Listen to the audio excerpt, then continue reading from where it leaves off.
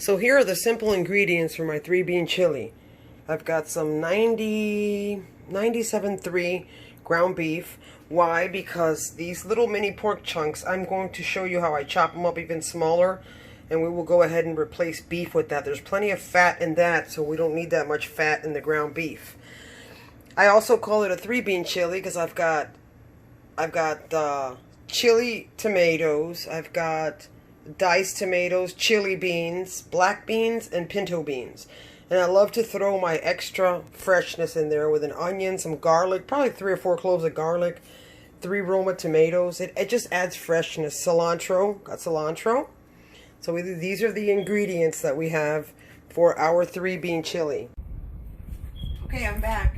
Now I'm getting all my fresh ingredients ready. Although we use the canned beans and the different things that are already processed, I'm going to add my specialty to it. I do have one secret for you. When using onions, if you don't want your kitchen to smell like onions or your garbage, I take a little Ziploc bag, and anything you don't use for the onions, go ahead and put them in the Ziploc bag. Get it? Toss it, and the onion smell will stay where it belongs, inside the Ziploc bag. Nobody likes onion smell. We need to chop a whole entire medium onion. In this case, I'm what you call a shortcut girl.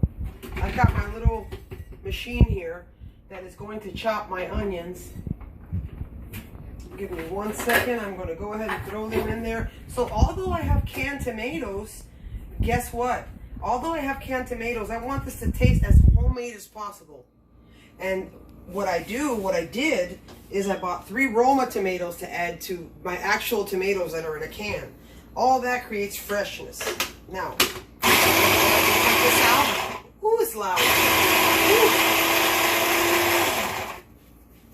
If you have any questions, this video has the, in the drop-down menu, I will have the recipe on how to create this easy 3-bean chili. If you have any questions in the meantime, please feel free to send me a comment. And if you like my video, please subscribe and hit the like button, thumbs up. What I do is, another little secret is, I grab a little bit of water. These little machines, the onions are so big that I'll grab a little bit of water, probably a tablespoon. Hit it again, and then we'll chop your onions up fast. Turn the water off. My husband says I spend too much water. I always forget. Don't forget to turn your water off. Alright, here we go. So I got the onions. Now we're going to grab the garlic. Everybody knows that fresh garlic is no fun to work with. But I'm going to give you some tips on how to easily, you pull the cloves apart. There's a lot of paper. I call it paper, the onion paper. So we are going to, since we are making a nice large bowl, we're going to get pot, actually, I'm sorry. I've got 4 cloves of garlic. Let's do 5 cloves. I hate this excess paper. I don't know if you all agree, but I'll just toss that excess paper. Such a mess. So now the secret to peeling garlic cloves, you will cut each end carefully. Please keep the knife away from your fingers, very important. Cut each end. And make sure you're looking at this. Are you getting this? You're looking at this? Grab it. There's still skin on it, so we're going to grab it and we're going to whack it one time. Great. We're going to whack it one time, and look at this. Look at how the paper automatically comes off. Look. It comes off automatically. How freaking awesome is that? Now, do you guys think I'm going to keep attacking these garlic cloves to get them down small to cook? No, actually I'm not. Actually, I'm going to let my little biff machine, my little chopper machine here do it for me. So all I'm going to do is, since I already have some water in there and I've got my onions finely chopped, I'm just going to drop my garlic in there. I've got 2 more cloves. Let's go 2 more cloves. Now we're going to whack. I'm going to whack it. I'm going to whack this one. Take your time, please. If you're not used to doing this, please take your time. I don't want you to hurt yourself or cut yourself with a knife. It's very important. So, all right, let's go. Let's go, Maritza. Let's go. All right, let's get this sucker in here. Get over here, buddy. In there. All right, so we've got this one also with the garlic. Okay, so we got all the garlic that we need. I can assure you this will taste so homemade. Your family's gonna love this. It's so rich. It's such a rich dish and so easy to make. Just got to put a little bit of time into it. And with these small little gadgets, you can get one of these gadgets at your favorite store, Walmart, Target, any store you like, for probably $5 or $10. Or 20 at the most. All right, so we're done with that. Done with the garlic. Let's do away with all this garbage. I usually have a little garbage bowl, and I like to rinse my hands. Now we're at the time where we need to always be washing our hands. So wash your hands, get all the garlic. Now I got another secret. Smell your hands now when you do this. Your hands are still going to smell like garlic. So what you're going to do is, I'm going to shortcut it because I'm a shortcut kind of gal. If you have fresh lemon at home, cut a lemon in half, or if you have lemon juice or whatever you have, put a little bit on your hands and rub it. Garlic smell gone. The secret to removing garlic smell, you don't need to buy this real lemon juice. You can have a fresh lemon at home, the same thing. Just rub the lemon on your hands and it'll go away. So now we are going to move over to the stove. Okay guys, we got 2 tablespoons of oil inside of my, I call it my little Dutch oven. I'm going to take my onions and garlic that we just crushed and drop it in there. I also have my Roma tomatoes.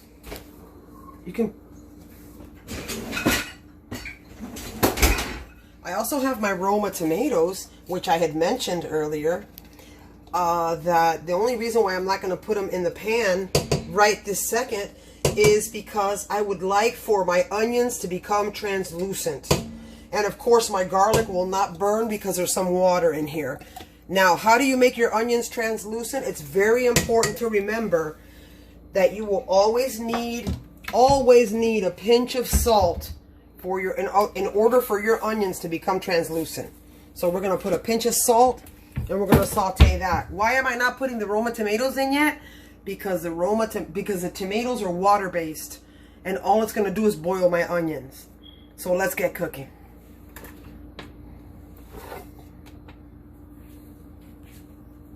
Hey guys, I'm back again.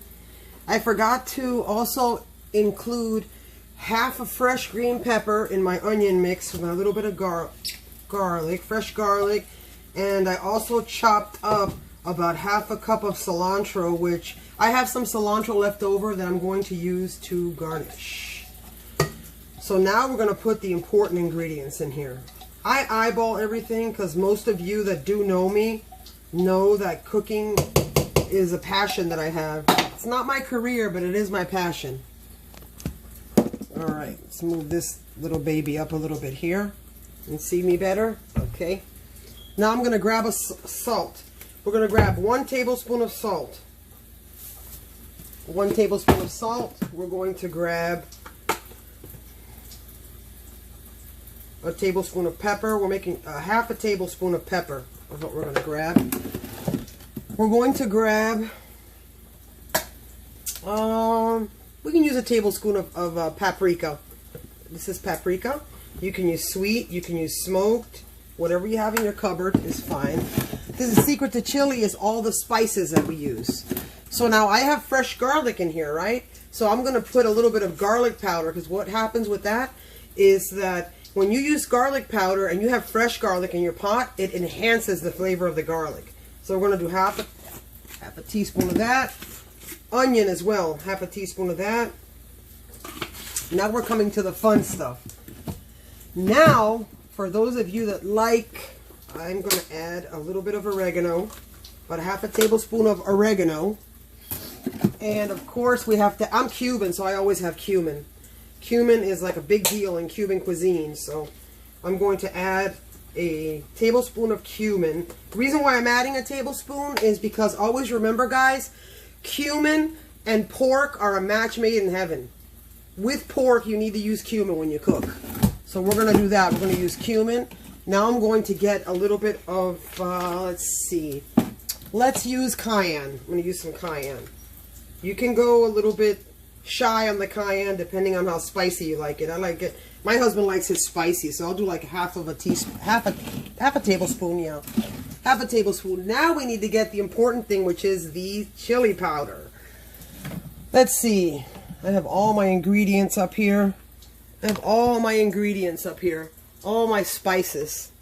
If you notice, when you're Hispanic, you have so many spices. Not to generalize Hispanic, because I know a lot of different chefs from all over the world that have a lot of spices. I personally, my hobby is cooking, so if you have someone, if there's a man that has a hobby that's race car driving, he has race cars in his driveway, or he likes to fix them, or whatever he feels that he likes to do. Here is my chili powder, ladies and gentlemen.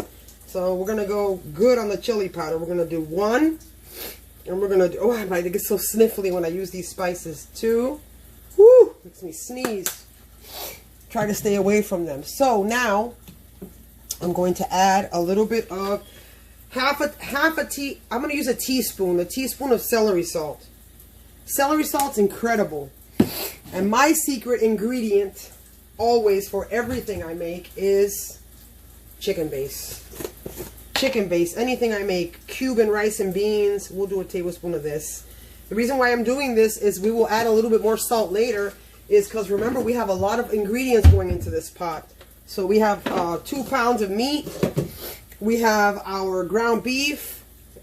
So I'm going to grab a super spatula, my mini spatula, and I'm going to stir all this up. It is going to smell so delicious in here in about 3 minutes. I'll be back to show you what it starts to look like. I wish I had a smell-o-vision button, but I don't. Okay guys, looking good. Looking good. Let me give you a little bird's eye view. Looking pretty good. Whew, my goodness gracious, does it smell good in here. Oh my gosh. So always remember, we're sauteing our onions now. Get a nice good smell out of our onions, and we are going to add our tomatoes first. I didn't add them before because it wouldn't saute my onions, the 3 Roma tomatoes. You're wondering why I cut them in such big chunks. There's a reason for that. Because it makes it taste homier. It makes it taste more homemade. So we're going to pour that in there, and we're going to sizzle it. Something else we're going to put in there after we put the tomatoes in, very important, is 1/4 cup of white distilled vinegar. I use white distilled vinegar in everything I cook. Almost everything, except of course eggs or bacon. But when I cook food, I'll tell you why. Vinegar is very good. It's very good for you. But it gives it dishes, excuse me, the acid that the dishes need. So see, look how chunky this looks. See how chunky that's starting to look? Because it looks homemade. Like if I were making homemade sauce. I'm not trying to trick myself in saying it was homemade, but it does make it taste homier. So I bought some chili ready tomatoes, which probably have everything I just put in there, which is okay with me. See, because we are in Florida, and we are trying to work with some Texas style chili. This is my Florida style chili. So I'm just dumping everything in here. It's like a pot, like dumping everything in the pot and just stirring it. Because the secret to chili, you guys, is to simmer it. Let it simmer for an hour on low. On maybe, not medium, no. Probably like two after low towards medium. Like a little bit of a high-low. I really don't know how to explain that, but a little bit of a high-low. Always remember that I use chili beans, which are red beans, but the chili beans come in some chili sauce. So anything that adds chili to it, flavor of chili to it, is always going to be great. I have a can of black beans. I actually have 2 cans of chili beans and 1 can of pinto beans. I have a can of regular diced tomatoes, but it's only 3 of us here, so I'm going to save this for the next time that I make chili. I'm going to put it in my cupboard, and I'm going to put it away so I can use it for the next time that I make chili. or any other dish that I make, which there'll be several dishes I'll be making throughout this time on my YouTube channel. I mean, if you like my video so far, can I get a thumbs up? Or if you'd like, you can hit the subscribe button. That would be great. I am new at YouTube. This is my second video. My first one was pretty boring. I was just sitting on the couch talking about coronavirus, but it was just a little bit nerve-wracking. So, all right, now we're going to grab our meat, you guys. Check it out. These are already cut small. Pork loin. See how small? Probably like an inch or half an inch. You don't want it too tiny because we already have the ground beef. So we want to have texture in our chili, if that makes any sense.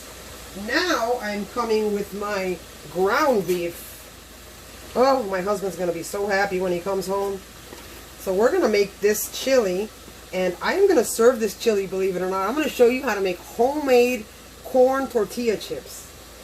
I mean, with corn tortillas you buy in the store. I think I need to get myself a bigger spatula. Hold on a second. Let me grab a bigger spatula here, because actually I'm going to grab my wooden spoon. This is my wooden spoon. I've had this spoon for 20 years, and I love it so much. So now we're going to stir everything. Wow, I'm going to need a bigger pot. God. Woo! There's a lot of meat in here. It's a very meaty chili, very hearty chili.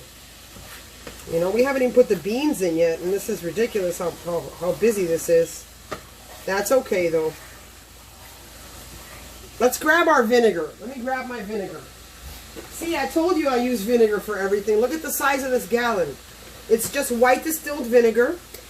Put half a cup in there. The reason why I use white distilled vinegar is because keep in mind that if you use apple cider vinegar, or all vinegars are good, balsamic vinegar, but you want vinegar, you want the acid that you need in your dish. Not only will it provide your dish with the acid it needs, but it will also tenderize your meat, which in this case, our ground beef is good. We don't need to tenderize it. It's already been tenderized because it's already been ground. But the pork pieces, our pork chunks, since it's loin is very dry. So when you let it sit in there, that's what happens. So we're going to grab, now, you see these beans? I'm going to grab these beans, and I'm going to grab this. Find yourself a strainer. Find yourself a small strainer and make sure you strain your beans. Let's strain our beans. I'm going to grab a little towel here so that I don't make a humongous mess on my floor. And see, I'm going to pour the black beans.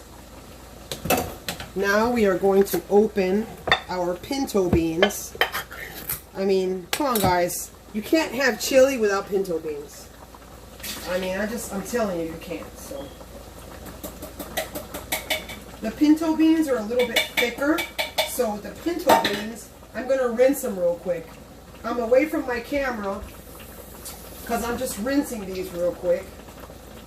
And I'm going to grab my towel and take my towel and drop my pinto beans in there. And now we've got our chili beans. The chili beans, we're going to drop it with everything in there. Because the chili beans, don't forget, it has some chili sauce, which, you know, this is kind of like, this is kind of like a garbage bowl. It's like everything except the kitchen sink in here. Not a bad thing. I know I made a funny face, but it's actually delicious. I hope you're liking my video so far. I'll have this recipe in the drop-down menu so that you can prepare it for your family at home. I mean, it's so easy and so good to make. So I'm going to go ahead and grab my wooden spoon, and I'm going to stir it, carefully stir it. And get the meat from the bottom, stir it. Oh my goodness, it smells delicious in here. So now I've had it boiling for like probably 5 minutes. We're going to cover it now, and we are going to lower it to, I call that, you see it? I call that a high-low. So we're going to leave it at that, and we are going to leave it for probably about an hour.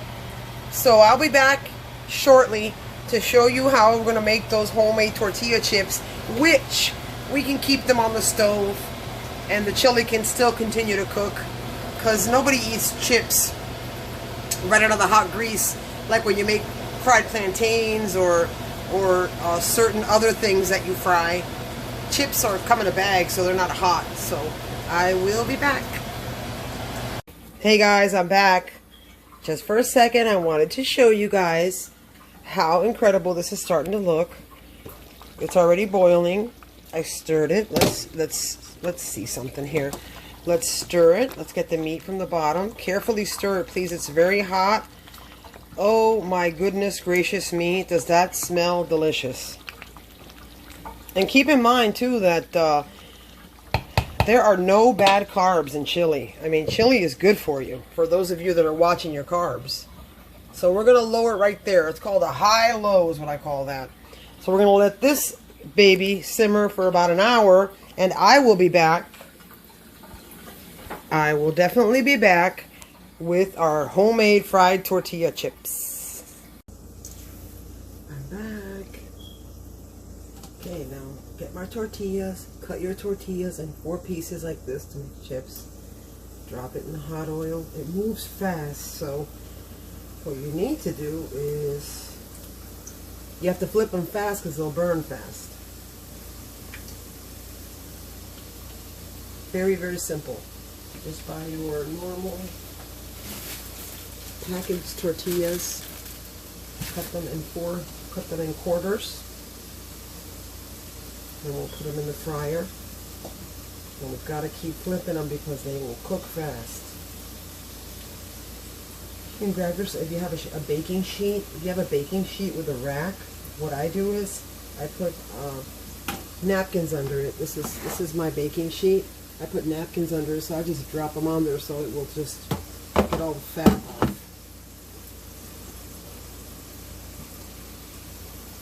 Alright, here we go. Getting our chips ready. Then I'm also dicing up a few little onions and some shredded cheese and sour cream for the chili. And it is going to be, oh my god, it's so delicious. There's one chip done. See, you have to make sure you stay by your frying pan because these chips go fast, which means they will cook fast. Quick, fast, and in a hurry, as my husband would say. So I will come right back to you with the finished product. Stay tuned. So frying the chips right now. Here they're starting to look. They're draining on the sheet. And I will be back to plate. I need a plate. I'm going to plate. So follow me into this beautiful pot of chili. That looks good. That looks so delicious. This is, oh my god, this is so good, you guys. Oh, my husband's gonna flip out. This is so good. I don't want to burn my hands. Just make sure you use a Dutch oven. Oh my god. Okay, so now I'm going to put some onions. If you don't like onions, you don't have to, but it's a traditional chili thing. And I'm going to grab, which I forgot to grab, my shredded cheese. It's also important with chili. I'll put my shredded cheese. Put extra. I hope you love it. Shredded cheese. Now we are going to get some sour cream. So sour cream, cheese, onions are very, very traditional chili. If you don't like any of it, that's fine. You don't need to put it in. I love it. I like the traditional. So I'm gonna plop a plop of sour cream. A little plop. And I'm going to finalize my garnish with some fresh cilantro. Now, do you guys want to know why I use fresh cilantro?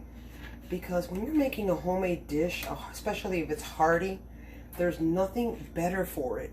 Nothing Then some fresh herbs at the end. It just makes it so delicious. Now come over here. We are going to grab some chips. Around the bowl, around. I use paper plates. I don't like to do dishes. Mmm. I don't Smells like to do good. dishes. Chili smells good. Yeah, it smells so incredible.